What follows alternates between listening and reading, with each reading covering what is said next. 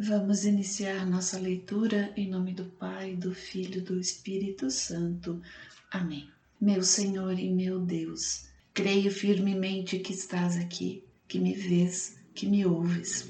Adoro-te com profunda reverência. Peço-te perdão dos meus pecados e a graça para fazer com fruto este tempo de oração. Minha Mãe Imaculada, São José, meu protetor, anjo da minha guarda, intercedei por mim. Envia teu Espírito Santo para que eu compreenda e acolha a tua santa palavra, que eu te conheça e te faça conhecer, te ame e te faça amar, te sirva e te faça servir, te louve e faça louvar por todas as criaturas. Faze, ó Pai, que pela leitura da palavra os pecadores se convertam, os justos perseverem na graça e todos consigamos a vida eterna. Amém. Atos dos Apóstolos. Difusão da Igreja de Cristo no estrangeiro, de 13 a 28, ou Atos de Paulo. Do capítulo 15, versículo 1 ao capítulo 16, versículo 40. Controvérsia sobre o valor da circuncisão. Alguns homens descendo da Judéia puseram-se a ensinar aos irmãos o seguinte: se não vos circuncidais, segundo o rito de Moisés, não podeis ser salvos. Originou-se então grande discussão de Paulo e Barnabé com eles, e resolveu-se que estes dois, com alguns outros irmãos, fossem tratar dessa questão com os apóstolos e os anciãos em Jerusalém. Acompanhados algum tempo dos membros da comunidade, tomaram o caminho que atravessa Fenícia e Samaria.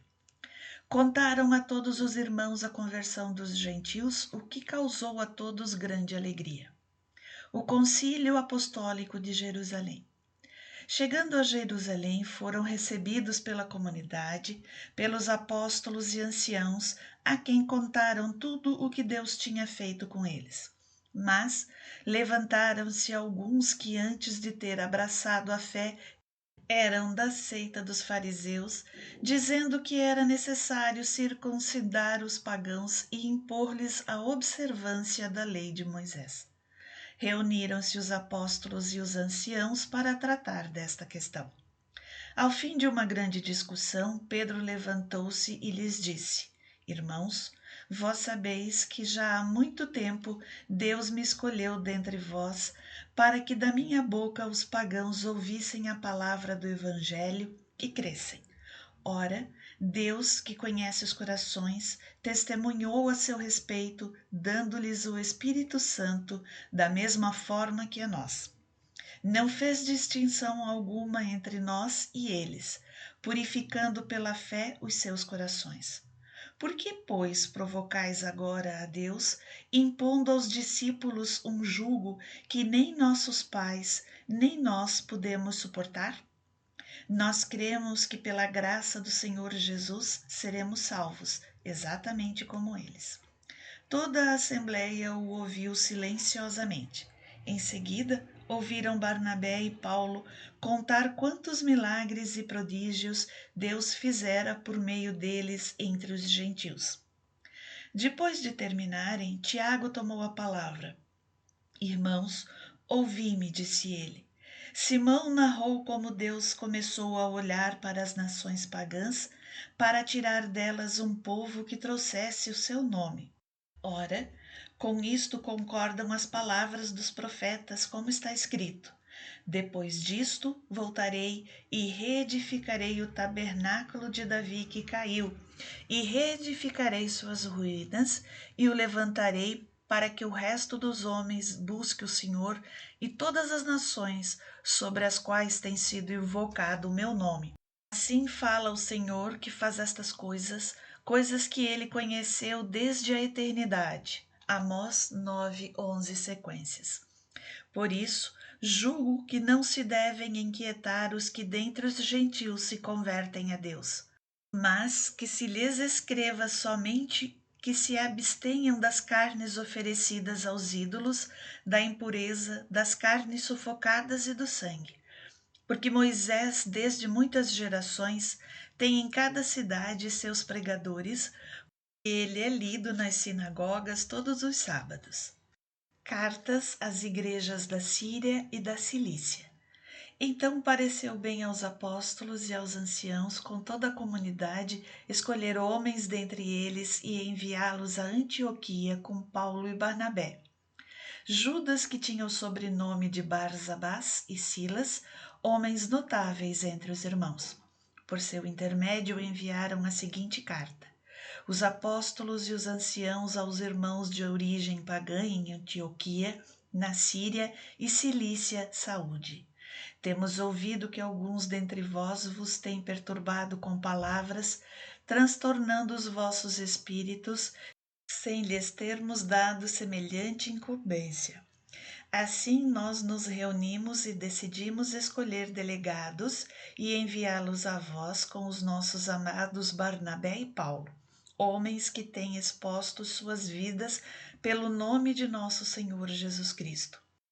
Enviamos, portanto, Judas e Silas, que de viva voz vos exporão as mesmas coisas. Com efeito, pareceu bem ao Espírito Santo e a nós não vos impor outro peso além do seguinte indispensável: que vos abstenhais das carnes sacrificadas aos ídolos, do sangue, da carne sufocada e da impureza. Dessas coisas fareis bem de vós guardar conscienciosamente. Adeus. Tendo-se despedido, a delegação dirigiu-se a Antioquia. Ali reuniram a assembleia e entregaram a carta. À sua leitura, todos se alegraram com o estímulo que ela trazia. Judas e Silas, que eram também profetas, dirigiram aos irmãos muitas palavras de exortação e de animação. Demoraram-se ali por algum tempo. Foram depois pelos irmãos despedidos em paz, voltando aos que lhos tinham enviado. A Silas, contudo, pareceu bem ficar ali e Judas partiu sozinho. Paulo e Barnabé detiveram-se também em Antioquia, ensinando e pregando com muitos outros a palavra do Senhor. Segunda viagem de Paulo com Silas. Ao termo de alguns dias, disse Paulo a Barnabé: tornemos a visitar os irmãos por todas as cidades onde temos pregado a palavra do Senhor, para ver como estão passando. Barnabé queria levar consigo também João, que tinha por sobrenome Marcos. Paulo, porém, achava que não devia ser admitido quem se tinha separado deles em Panfilha e não os havia acompanhado no ministério. Houve tal discussão que se separaram um do outro e Barnabé, levando consigo Marcos, navegou para Chipre. Paulo, porém, tendo escolhido Silas, e depois de ter sido recomendado pelos irmãos à graça do Senhor, partiu. Ele percorreu a Síria, a Cilícia, confirmando as comunidades. Paulo convida Timóteo. Chegou a Derbe e depois a Listra. Havia ali um discípulo chamado Timóteo, filho de uma judia cristã, mas de pai grego, que gozava de ótima reputação junto dos irmãos de Listra e de Icônio. Paulo quis que ele fosse em sua companhia.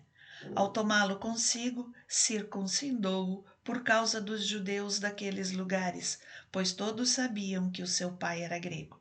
Nas cidades pelas quais passavam, ensinavam que observassem as decisões que haviam sido tomadas pelos apóstolos e anciãos em Jerusalém. Assim as igrejas eram confirmadas na fé e cresciam em número dia a dia.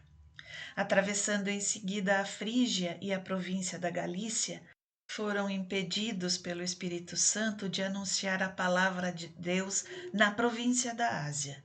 Ao chegarem aos confins da Mísia, tencionavam seguir para a Bitínia, mas o Espírito Santo não o permitiu. Depois de haverem atravessado rapidamente a Mísia, desceram a Troade. De noite, Paulo teve uma visão. O macedônio, em pé diante dele, lhe rogava: passa a Macedônia e vem em nosso auxílio. Assim que teve essa visão, procuramos partir para a Macedônia, certos de que Deus nos chamava a pregar-lhes o Evangelho. Permanência em Filipos, conversão de Lídia. Embarcados em Troade, fomos diretamente a Samotrácia e no outro dia a Neápolis, e dali a Filipos, que é a cidade principal daquele distrito da Macedônia, uma colônia romana. Nesta cidade nos detivemos por alguns dias. No sábado saímos fora da porta para junto do rio, onde pensávamos haver lugar de oração. Aí nos assentamos e falávamos às mulheres que se haviam reunido.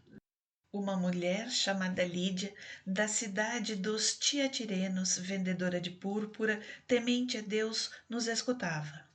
O Senhor abriu-lhe o coração para atender às coisas que Paulo dizia. Foi batizada juntamente com a sua família e fez-nos este pedido: se julgais que tenho fé no Senhor, entrai em minha casa e ficai comigo.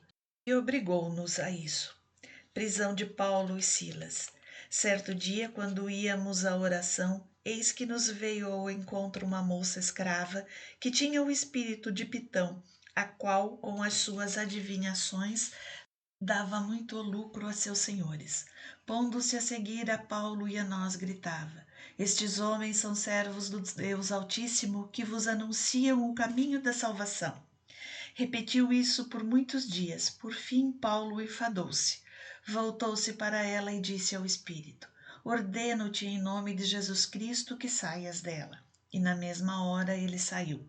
Vendo seus amos que se lhes esvanecera a esperança do lucro, pegaram Paulo e Silas e levaram-nos ao fórum, à presença das autoridades. Em seguida, apresentaram-nos aos magistrados, acusando: estes homens são judeus, amotinam a nossa cidade e pregam um modo de vida que nós, romanos, não podemos admitir nem seguir. O povo insurgiu-se contra eles. Os magistrados mandaram arrancar-lhes as vestes para açoitá-los com varas.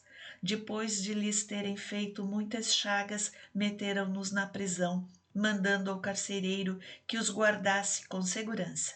Este, conforme a ordem recebida, meteu-os na prisão inferior e prendeu-lhes os pés ao cepo. Pela meia-noite, Paulo e Silas rezavam e cantavam um hino a Deus e os prisioneiros os escutavam. Subitamente sentiu-se um terremoto tão grande que se abalaram até os fundamentos do cárcere. Abriram-se logo todas as portas e soltaram-se as algemas de todos. Acordou o carcereiro e, vendo abertas as portas do cárcere, supôs que os presos haviam fugido. Tirou da espada e queria matar-se. Mas Paulo bradou em alta voz: não te faças nenhum mal, pois estamos todos aqui. Então o carcereiro pediu luz, entrou e lançou-se trêmulo aos pés de Paulo e Silas. Depois os conduziu para fora e perguntou-lhes: senhores, que devo fazer para me salvar? Disseram-lhe: crê no Senhor Jesus e serás salvo, tu e tua família. Anunciaram-lhe a palavra de Deus a ele e a todos os que estavam em sua casa. Então, naquela mesma hora da noite, ele cuidou deles e lavou-lhes as chagas. Imediatamente foi batizado, ele e toda a sua família. Em seguida, ele os fez subir para sua casa, pôs-lhes a mesa e alegrou-se com toda a sua casa por haver crido em Deus. Libertação dos prisioneiros. Quando amanheceu, os magistrados mandaram os lictores dizer: solta esses homens. O carcereiro transmitiu essa mensagem a Paulo. Os magistrados mandaram-me dizer que vos ponha em liberdade. Sai, pois, e ide em paz. Mas Paulo replicou: sem nenhum julgamento nos açoitaram publicamente, a nós que somos cristãos romanos, e meteram-nos no cárcere, e agora nos lançam fora ocultamente. Não há de ser assim, mas venham e soltem-nos pessoalmente. Os lictores deram parte dessas palavras aos magistrados. Estes temeram ao ouvir dizer que eram romanos. Foram e lhes falaram brandamente. Pedindo desculpas, rogavam-lhes que se retirassem da cidade. Saído do cárcere, entraram em casa de Lídia, onde reviram e consolaram os irmãos. Depois partiram.